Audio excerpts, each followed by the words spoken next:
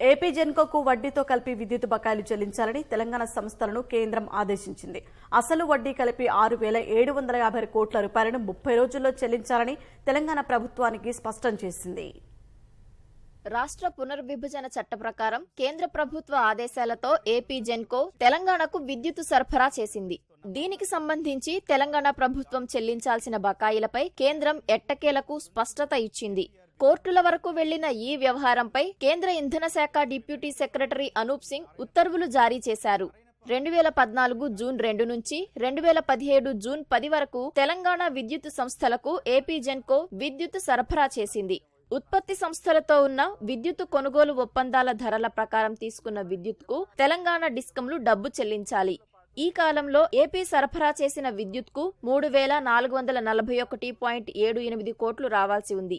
దీనిపై పలుమార్లు ఏపీ జెన్కో లేఖలు రాసినా తెలంగాణ అధికారులు పట్టించుకోలేదు. చివరకు బకాయిలు చెల్లించాలంటూ ఏపీ జెన్కో అధికారులు నేషనల్ కంపెనీ లా ట్రైబ్యునల్లో కేసు వేశారు.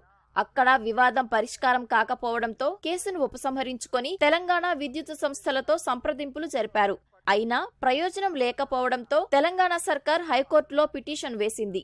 విభజన అంశాలను విద్యుత్ బకాయిలతో ముడిపెట్టి తెలంగాణ విద్యుత్ సంస్థలు కౌంటర్ పిటిషన్ వేశాయి. తెలంగాణ విద్యుత్ సంస్థలు పేర్కొన్న అంశాలకు విద్యుత్ బకాయిలకు సంబంధం లేదని ఏపీ జెన్కో కోర్టు దృష్టికి తీసుకెళ్లింది. అయితే తెలంగాణ ప్రభుత్వం ఇక్కడే మరో వాదన తెరపైకి తెచ్చింది. రాష్ట్ర విభజనకు ముందు కర్నూలు, అనంతపురం జిల్లాలు తెలంగాణ పరిధిలోని కేంద్రీయ విద్యుత్ పంపిణీ సంస్థ సిపిడిసిఎల్ పరిధిలో ఉన్నాయని, ఈ రెండు జిల్లాల్లో విద్యుత్ సరఫరా అభివృద్ధి పనులకు రుణాలు తీసుకున్నట్లు తెలిపింది.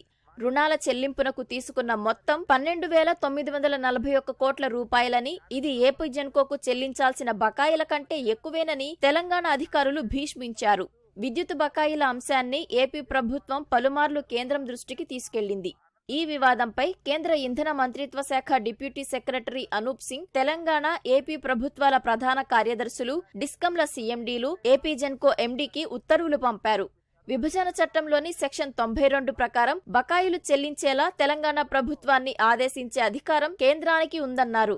రాష్ట్ర విభజన తర్వాత విద్యుత్ సరఫరా జరిగినందున విభజన వివాదాలతో దీన్ని ముడిపెట్టడానికి వీల్లేదని స్పష్టం చేశారు.